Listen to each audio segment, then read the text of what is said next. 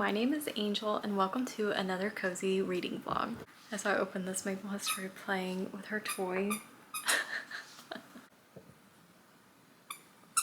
It is still warm out, but we have had a couple of rainy, stormy days, so it has cooled off some, and I am starting my fall TBR. Fall reads to me are a mix of gothic, fantasy, cozy, and a little bit of creepy, not exactly horror. I can't really read horror, but if it's just creepy, I can handle that. So let's go over the two books that I want to read in this vlog. The first book I'll be reading is Lucy Undying by Kiersten White. This is a Dracula novel. We are following Lucy from the Dracula book and her life as she becomes a vampire and what happens after that.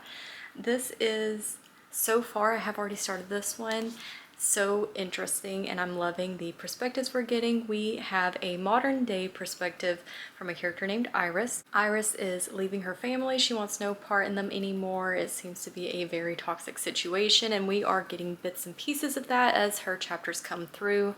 Then we are getting a transcript, also modern day, of Lucy recounting her life to someone named Vanessa. And we also get Lucy's journals from as she was a human, and then I'm not sure if that goes through the whole book, if that ends when she becomes a vampire. I'm not sure when the journal entries will end, but we do get journal entries from Lucy, and this is talking about her suitors from the Dracula novel, Arthur, the Doctor, and Quincy. So far, there have been a lot of good quotes as well. I am really appreciating the different perspectives and how short each one is. It makes it more propulsive. I keep flipping the pages. So I'm actually already 148 pages through. This book is kind of thick. It ends on page 446. So I've got a little over 300. Oh, not really.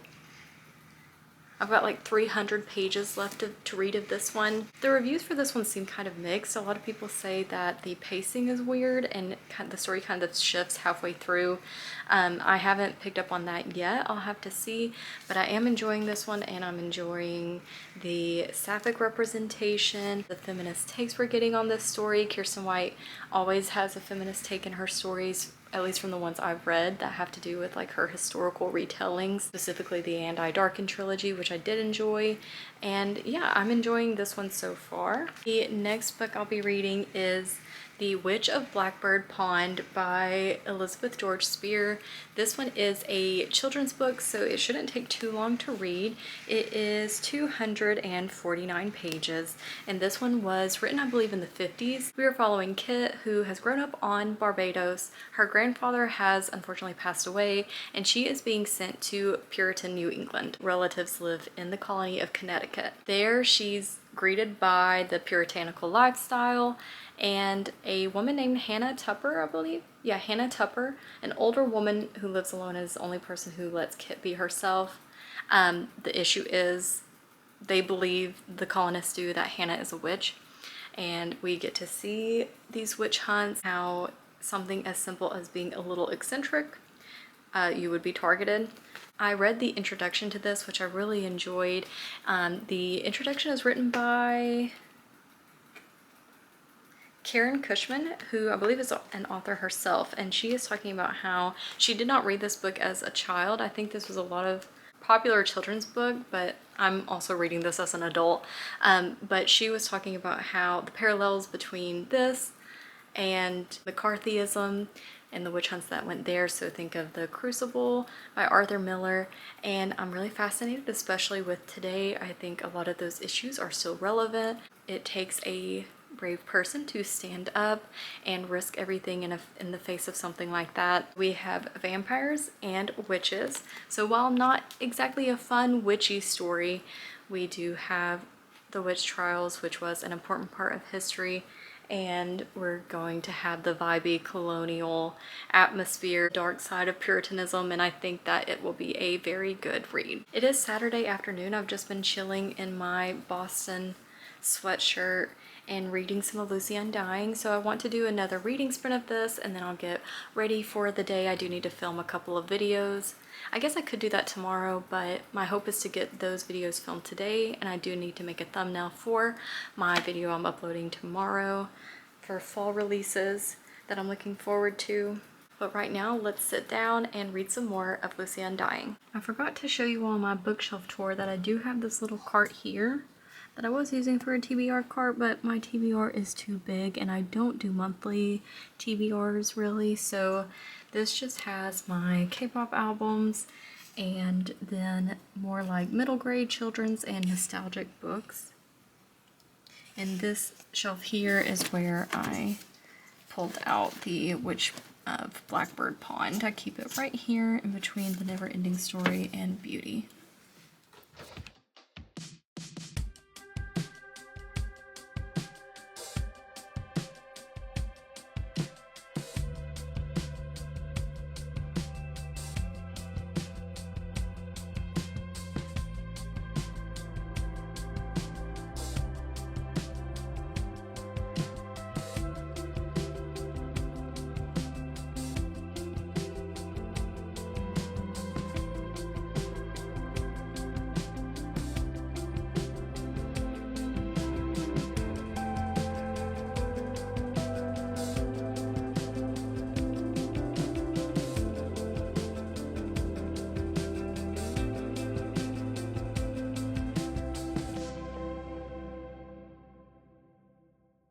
Okay, so it's a little later. I did film a video and do my thumbnail for my upload tomorrow. I made it a little further in Lucy Undying, and it is so interesting following Lucy's life. The need she felt to morph herself into whatever image the people around her wanted her to be, and also seeing how this affects her powers as a vampire.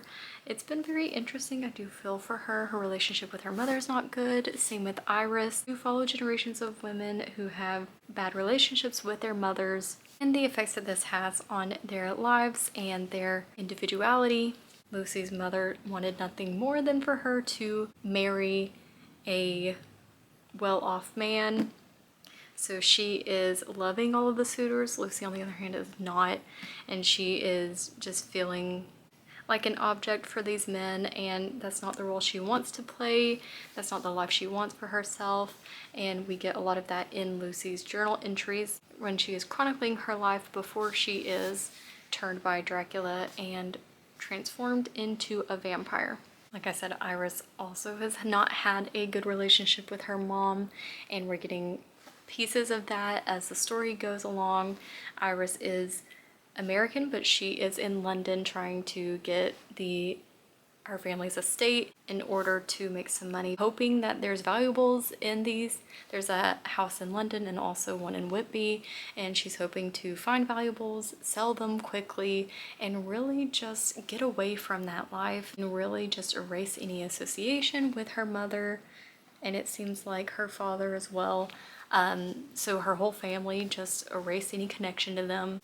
The chapters we get in the transcript where Lucy is talking about her life as a vampire have been so interesting. The people that she meets, the other vampires, and their abilities, what they focus on. They all have different quirks and different ways that they're spending their eternal life, and very interesting to track through time. I will continue reading, of course, but I have convinced my grandma to rewatch The 10th Kingdom with me, so I'm going to head to her house and we're going to watch an episode or two of that. I think that'd be fun to just go over there and watch an episode every weekend. She introduced me to that show and it grew on me. It's not that popular, but I have been getting a lot of reels and shorts on my feed about The 10th Kingdom, so I think it's seeing a resurgence. More people are checking it out. Could be wrong though, but so if you haven't heard of it, The 10th Kingdom is a fun fairy tale retelling. I will check in with you later.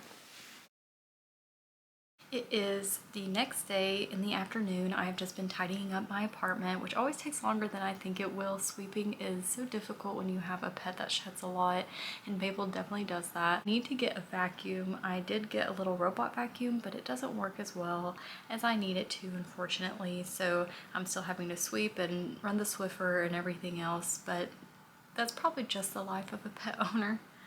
Last night with my grandma, we did get through almost all of disc 1. She has the 10th Kingdom on DVD, so we watched part 1 and half of part 2 on disc 1, and then whenever I can go back over there, we'll just pick up where we left off. The 10th Kingdom is such a nostalgic show for us. She watched it and loved it when it aired, and then I kind of thought it was cheesy when I first watched it, but now, especially since I have that attachment to it with her, it's been a lot of fun and I'm enjoying it. My sister, she watches this channel and she wants me to do like baking and cooking inspired by what I'm reading. So I'm not doing that in this video, but to ease myself into that, I did make a drink that I think goes well with our vampire read. This is a cranberry Sprite and I love a cranberry Sprite.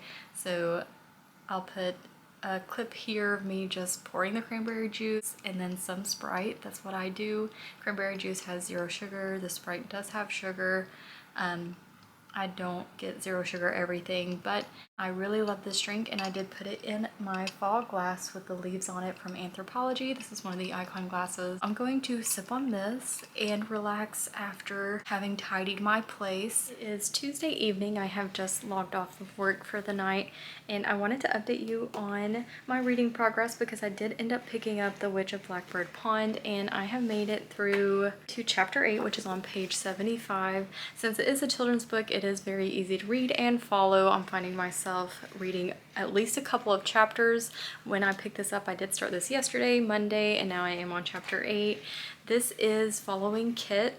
Her full name is Catherine, and she has grown up on Barbados, so she has known a pretty free lifestyle. She knows how to swim, and that is important. I'll tell you why in a minute. And has extravagant things. She was living there with her grandfather, but her grandfather has passed away.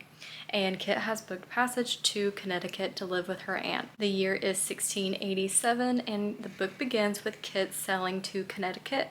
She is expecting this warm welcome. She has seen pictures of her aunt and knows that she is so beautiful. Kit is enjoying the passage for the most part. It is kind of boring, but she has Nat, who is the son of the captain, to keep her company. He drives her crazy a little bit, but he's also very capable and she's noticing that he is great at what he does, taking care of the ship. Kit makes a pretty bad impression on the get-go though. She drops her doll overboard and she's crying. No one else is concerned. They're all thinking the doll is gone. She takes it upon herself to jump off the ship and go and get that doll for this girl. And she's feeling so proud of herself. She swims fast, gets the doll. She even beats Nat, who jumps in after her, thinking that she can't swim and that she just did something silly to rescue this doll out of like sentimentality or something like that. And then when Kit gets back on the ship, no one is happy except for the little girl to have her doll back. Everyone is looking at Kit weird. And Kit has come to the realization pretty early on that where she is going to be a lot different from where she has been. Nat says something funny. The sad thing is it's funny, but it's really not funny because it happened, and witch hunts and the fear of what you don't know yourself is still prevalent to this day. Nat, who has just returned to the ship with Kit and the doll, and Kit's upset with the reaction that she's gotten. Nat says on page 13, "Don't you know about the water trial? 'Tis a sure test. I've seen it myself. A true witch will always float. The innocent ones just sink like a stone." And he's amused by this and he's laughing at her, but everyone else, of course, is thinking, who is this stranger that's coming to our land? And I think that perfectly sets the stage for this story.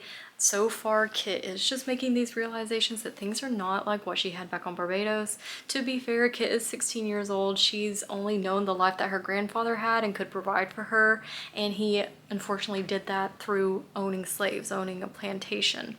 When she gets to Connecticut and things are a lot bleaker than she had thought they would be, her aunt and the family that her aunt has built are doing everything themselves. They don't have slaves.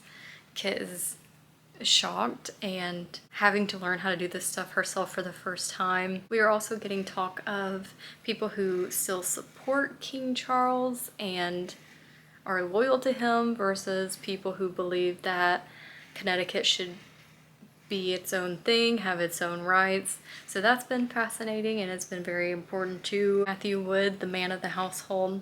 I believe in the next chapter I will get introduced to Hannah or about her and their opinion of her. Like I said, I believe I read some of the synopsis off to you earlier in the vlog, but Hannah Tupper is believed to be a witch, and so Kit, who's already trying to fit in and having a hard time of doing that, I believe will become friends with Hannah or sympathize with her at least, and then becomes a question of what does this mean for Kit. Still slowly but surely making my way through Lucy Undying. Nothing new to report here. I think this story is, besides knowing that you're seeing a reimagining of Lucy's story from Dracula, knowing that those chapters exist, I feel like I can't really provide too much. I don't want to spoil it whatsoever, and it's definitely a book that you just need to dive into and really look forward to Lucy's journey and also Iris's journey. I'm honestly not sure what else I can supply about that until I get to the end and know for sure if I loved it.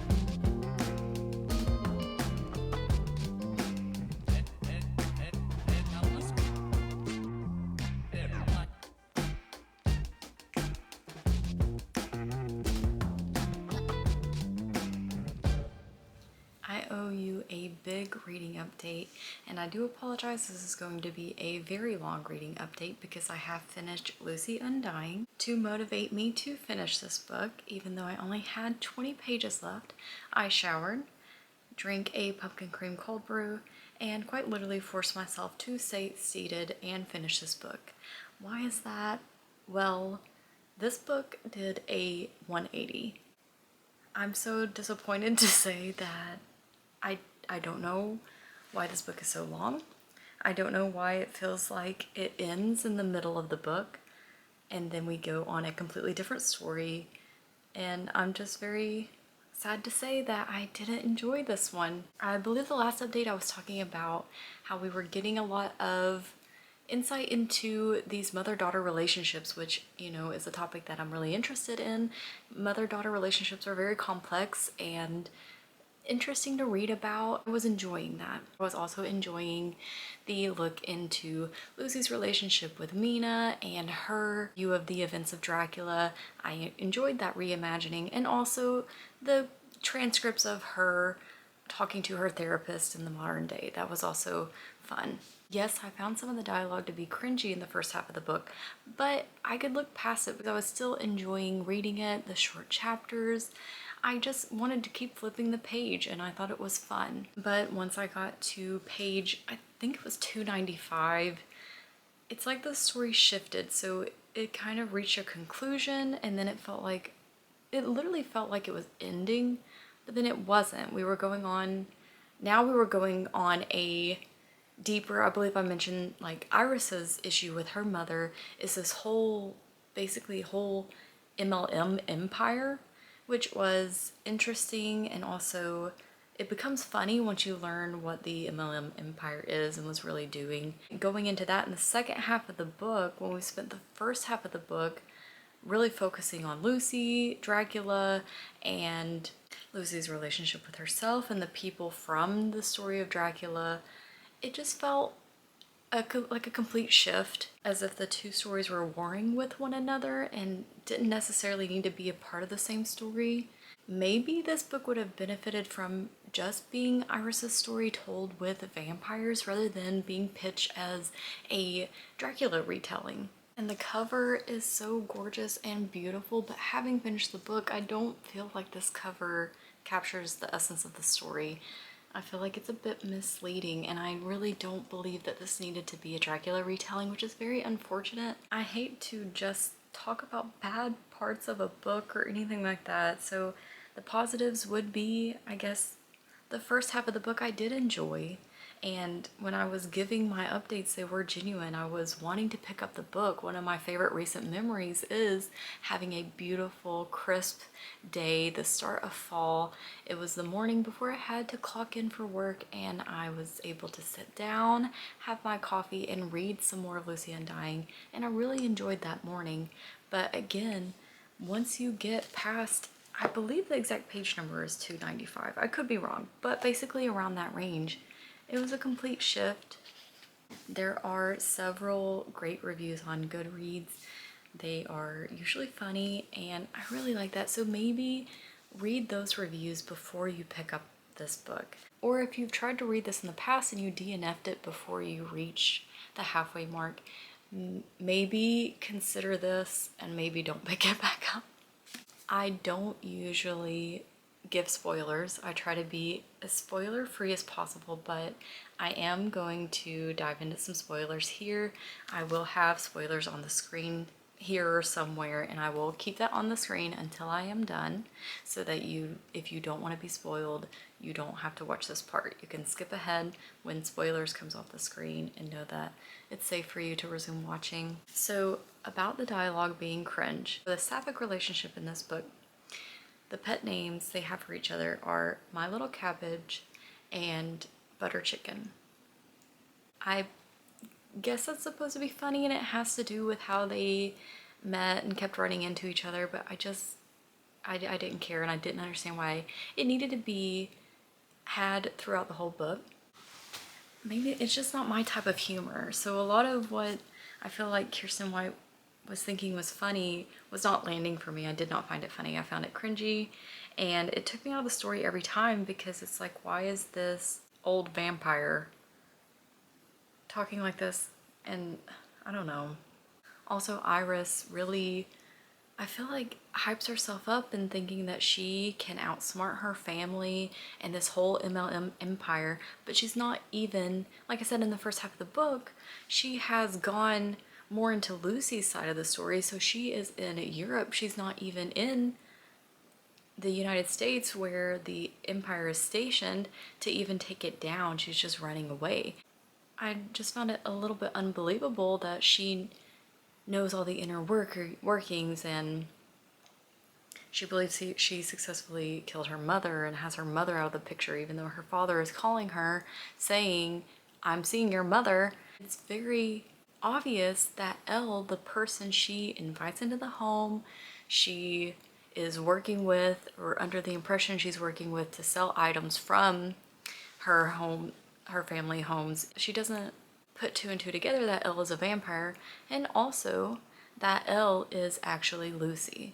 And that twist was not surprising whatsoever, which it didn't necessarily have to be. I wasn't upset with that twist, but more so with the fact that Iris is thinking that she knows everything and that she knows her family's tricks and they're not going to get her this time. Iris, while going through these houses, finds Lucy's journals and she's reading them. So Iris knows Lucy's story from these journals, and she's telling Elle, she's thinking Elle wants the journals to put into a museum, and she's very defensive, and she is saying, no, you can't have these. Lucy already had to go through so much in her life. She had to deal with these men and these people that didn't want her, and she didn't realize she was queer and that she was in love with Mina this whole time, and that's okay. And her mother just, you know, dictated her life, and blah, blah, blah, blah. And Elle is shocked. Oh, someone loves Lucy like that? You're such a kind person. Then you find out that Lucy's talks with her therapist, Vanessa. Her therapist's name is Vanessa. She tells her whole story to Vanessa, which is more so the chapters after she's died and become a vampire. So she meets other vampires. She has names for all of them based on the lifestyle they've chosen for their undead life. And which, I don't even know if I have time to get into that, because Lucy basically ends world wars and yeah, anyway, and becomes this notorious vampire hunter, all during her hunt for, this is important, all in her hunt for Dracula and for Mina, because she's still obsessed with Mina, obsessed with finding Mina, seeing if Mina is still alive so that she can protect her from Dracula, and also hunting down Dracula. So in her talks with her therapist, Vanessa, she tells her whole story, and she goes, and yes, Vanessa, I can smell the cancer in you, and no, I'm not going to turn you into a vampire. And Vanessa's like, girl, that's not what I'm asking you to do. I don't want to be turned into a vampire. I'm ready to go when it's my time. Sorry, there's a hair on the camera. And Lucy's like, well, what did you want then? You just listened to my whole story. And Vanessa literally goes, to love yourself, Lucy. This whole time you've been looking for Dracula, and for Mina, you've really been searching for yourself, and you need to love yourself. To me, I don't know, maybe for some people who need to hear that, that would be a very powerful part of the story, but for me, it was just like, are you kidding me? Are you kidding me? This whole time, the whole time we get these transcripts from this therapy session, that's the culmination of that is love yourself. So then we have this whole Lucy coming to love herself and realize that, yeah, she needs to love her, basically her inner child and the girl that she was and the life that was taken from her, getting to grieve that. And she's saying that she didn't have the capacity to grieve, and I don't know. So now she's come to that realization, I suppose, through her modern day therapist, and also Iris, who she's like, Iris loves me for me, and blah, blah, blah, blah, blah. And to me, that just seems like a very cringe cop-out. The whole thread of the story is this hunt for Dracula. All this to say that that part, when Lucy is like, oh, I should love myself, and why have I been chasing after Dracula and Mina when that's not my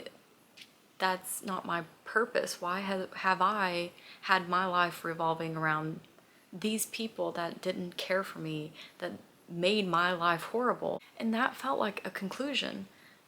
But it wasn't the conclusion, because we had 200 more pages to get through. And that's when the hunt for the MLM empire and still the hunt for Dracula continues. The amount of times in this book that they're like, we're going to get Dracula. The hunt for Dracula is on. It's never ending. I'm not kidding you. It's never ending. Not even at the end of this book. They do not kill Dracula because the belief is, well, I guess it is proven, if you kill the vampire who created you, you also die. But Lucy doesn't care about that. Lucy's like, I want Dracula dead. I don't want him to harm other people. I don't want this to continue. And they believe that Dracula is actually the vampire that's overseeing this MLM, because it is a vampire MLM, which is kind of funny. So they go to Utah. That's when the second half of the book is being in Utah and now confronting this MLM, this vampire MLM, and these people who get swept in by the promise of becoming beautiful and getting to go through the Celestial Gate, which is basically the final level where you do become a vampire. And it's all about obedience and secrecy, and the saying is, the blood is life.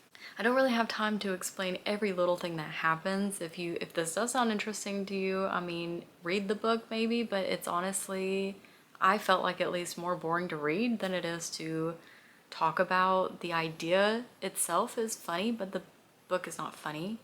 The idea itself is interesting, but reading the book, it wasn't interesting. It just felt very drawn out. And to me, it did not tie together in a satisfying way. Now we're at the MLM, and then surprise. Okay, also Dracula comes across as literally a monster. He's like, his voice is supposed to be old. He's not even speaking normally, and he just comes across as very animalistic, like nothing like the other vampires in the story, which I find to be an interesting choice, because we're supposed to be chasing after him this whole time. We know that he's created all of these vampires who, well, these women who have led lives of their own and had lives before he took their life. So then we get his chapters and he's just an animal, essentially. We find out he's just a placeholder for the actual vampire over this whole empire, which I will get there. But first, Iris is like, okay, let's go get Dracula. She does not know that if he dies, Lucy dies, because he turned her. And Iris is like, I'm gonna lure him in, bait him in, and then you can attack with your other vampire friends. And Lucy's like, great idea, let's do it. Iris eventually finds out that if Dracula dies, Lucy dies. And she's like, I don't want this, I love you, Lucy. No, how could you? And tell me how someone who has known about vampires their whole life, and I'm sure by this point, because it takes place in the modern day, has read vampire literature, watched vampire movies, everything like that, doesn't have this fear that, hey, if I don't have faith or believe in something, it won't repel the vampire. Iris has no fear about that because she invites Dracula into her home, and she said communion cookies, communion wafers or something ground up. She makes a circle around herself of those and stays in that circle. There's garlic around, and she's invited Dracula to her home, but she believes she is protected because of this circle of communion wafers and garlic. And she's basically telling him, I know what will happen if you die, and so whatever, I'm not gonna hunt you anymore, so you can just leave me alone and continue your freaking empire, because whatever, I'm done. I don't, none of that makes sense to me. You invited him into your home so now he can get in at any time, and also you invited him in just to tell him, I'm not gonna kill you so you can leave me alone, and you're going to, because I'm standing in this moment in a circle of wafers. And I don't know if you've seen Fright Night, but in Fright Night, I believe it's in Fright Night, the 80s movie, Charlie is holding up a cross to the vampire, and initially he is shocked, but then he walks over and basically just like, I believe it's Charlie, basically just like puts his hand over and crushes the cross, and he tells Charlie, that won't work on me because you don't believe in it. Okay, so essentially the same thing happens here. Iris is feeling so cocky, and Dracula just walks through the circle, and Iris is like, oh my god, how is this possible? And he literally says, literally verbatim, it doesn't work if you don't believe in it. And I could not stop myself from rolling my eyes. I'm like, okay, Iris, did this not cross your mind? It goes on and on and on. And we find out this whole time Mina has been alive. Mina is a vampire. She worked with Arthur and all the men against Lucy to get Lucy's family's fortune. And then Mina roped Dracula into this empire of turning vampires and maintaining them and having this MLM. So Mina is the real villain. Mina never cared about Lucy. Mina thinks she has the upper hand over everyone. She just wanted wealth and this legacy. We get this very cringe scene with Lucy, Iris's mother also still being alive, Mina, of course, Lucy, and Iris, and Iris's, I can't with the dialogue. Iris is like, I have to end this one way or another. I have to end this. Mina is trying to pray. There's this whole conversation about your core and what you believed in the most before you were turned into a vampire, and how that really influences you in your undead life. Iris is basically like, I need to just end this once and for all. I'm tired of everything. And she goes to kill herself. And she says, and she talks a lot, okay? While she is bleeding out, she is talking a lot, full paragraphs of dialogue, and she's enunciating perfectly, apparently. And she says, this is on page 429, speaking to Mina and everyone else in the room. Almost finished. Power and legacy, right? That's your core. That's what gives you your strength, but also weakness. Well, guess what? Without me, you've got nothing. My hands press so delicately over my heart, reach into my structured bodice and retrieve my silver dagger, the one my mom thought was such a joke that she left it on my nightstand, where I conveniently fainted so I could stash it between my glorious breasts. I stabbed deep into my palm, then dragged the blade up the full length of my forearm, wrist to elbow, opened. Blood banks closing, bitch. Then I sit on the floor and laugh because there's nothing else to do now. Okay. And while she's bleeding out, like I said, full paragraphs of dialogue and blah, blah, blah. They do kill Mina, and since Mina's died and she was the one over everything, all these vampire minions die. Lucy is like, oh, Iris, I can't let you die. So if you don't mind, I'm going to change you into a vampire. So she changes Iris into a vampire. And then, and also, by this point, Lucy's friends who, let me backtrack here, I'm sorry, it's very all over the place because I'm saying this in the moment. I should say that they have not killed Dracula because they discovered that Mina is the one leading everything, and also Lucy needed to make sure that Iris was safe and okay before killing Dracula, or everything would have been for naught. So Dracula is supposed to be under watch. I mean, his jaw has been ripped off, all this crap. He's supposed to be watched by Lucy's vampire friends, and then when the moment is right, they'll kill Dracula. But the Lucy's vampire friends are like, let's not kill him right now. And also, Lucy having killed Mina, everyone died. It's not on her mind to kill him right now because now she wants a life with Iris. So I'm thinking, okay, I guess Dracula, this whole book, this whole hunt for Dracula and everything, I guess he can just keep living and vampires can keep existing, whatever. And I'm just so tired of hearing, let's go find Dracula, because it's been this whole book, this whole 446 page book. So I'm just frustrated by the time we get to the end. And let's see. So by the time we get to the end, we're on page 441. Iris is like, yeah, I'm a vampire now, okay. And Iris is like, what are we gonna do now that I'm a vampire? And Lucy says, if you want, I thought we could go kill Dracula. Oh my. Okay, so then there's still a hunt for Dracula going on, I guess, but they're supposed to essentially live their lives. They don't know how long it will take to find him, so they're going to have a whole life together. Iris wrote a cringy letter to Godalming Life, which is the name of the MLM empire, after Arthur Godalming. Even though it's spelled differently in here than it is in Dracula, because I think Kirsten White was literally wanting gold to be the emphasis. So it's spelled Goldaming, I believe. And Iris is basically like, I know how much you make. I have notes on all of you, so give your money up to everyone that all the people's family that you made vampires and ruined everything for. And if you don't, I know where to find you, and I have a new thirst for things now, so you don't want to mess with me. Okay, spoilers over. I'm sorry, that was very ranty.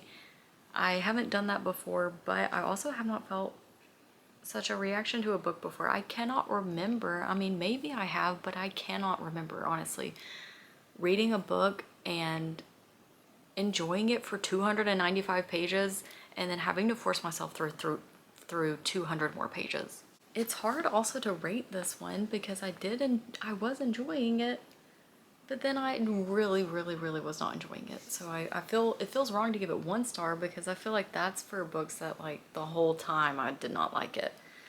I guess I'll give this 2 stars, 2 out of 5. 2 stars, fine. In better news, I am on page 111, chapter 11 of The Witch of Blackbird Pond, and I am enjoying this one. This one does read like a children's story, but it's been very fun to read. It's historical. I can picture the landscape, the environment at that time, and the political aspects are honestly very riveting and have you very concerned for a couple of characters. We have met Hannah, and a lot of political reasons as to why Hannah has been outcasted from the community, and it's just been very interesting to follow. I am excited to finish this one. I will finish this one soon. So unfortunately not the best start to my fall reading list. That's okay. Hopefully next few books will be great and make up for it. I hate to give a bad review, I really do, but I'm also not going to lie and say I enjoyed something that I didn't, because I'd have a lot harder time coming up with positives and sitting here and saying I really loved a book that I didn't. So that's my honest review of Lucy Undying and my honest progress review of The Witch of Blackbird Pond. This means for this vlog I read a total of 556 pages, which I'm pretty proud of. And I am going to wrap it up here. Thank you so much for watching. I hope you enjoyed this one. I'm going to try to do a few more fall reading vlogs. Again, I hope those are a lot better than this one. But if you made it to the end of this video, thank you so much for watching. I hope you have a great day, and I hope to see you in the next one. Bye.